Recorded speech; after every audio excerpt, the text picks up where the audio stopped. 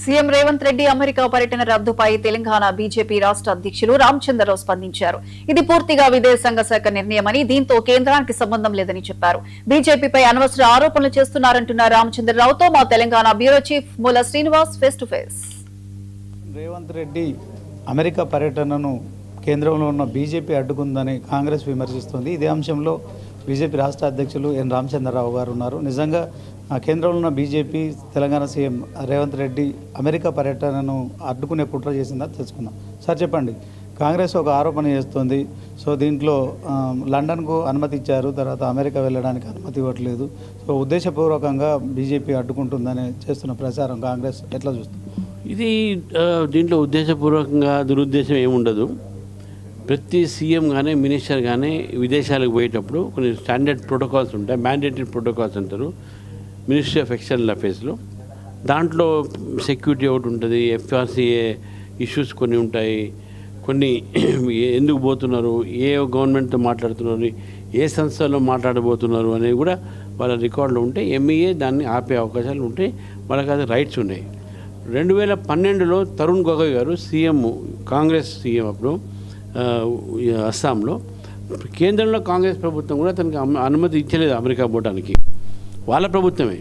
అదేవిధంగా దాని తర్వాత అర్జున్ ముండా గారు మన ముఖ్యమంత్రి జార్ఖండ్లో ఉన్నప్పుడు వారు థాయిలాండ్ పోతా అంటే కూడా దాంట్లో కూడా వారిని ఆపారు.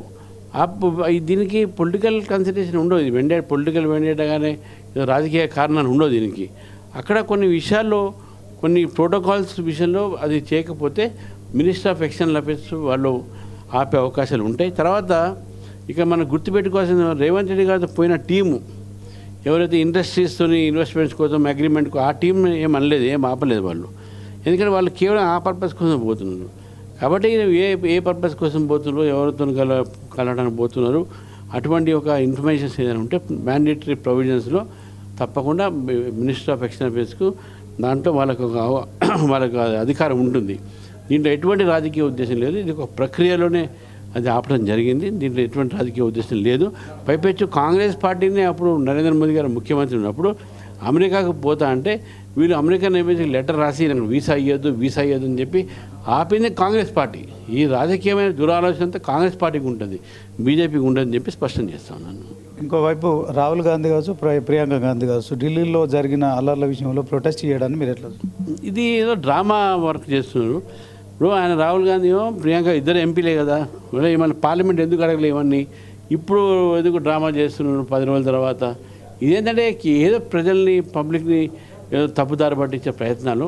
రేపు ఒక జ్యుడిషియల్ కమిషన్ సుప్రీంకోర్టు వేసింది, సుప్రీంకోర్టు రిటైర్డ్ జడ్జిని ఎంక్వైరీ కోసం. ఆగండి, అప్పటిదాకా ఆగరు. అక్కడ చెప్పింది అక్కడ చెప్పండి. ఏంటంటే పొలిటికల్ స్టంట్ మాత్రమే.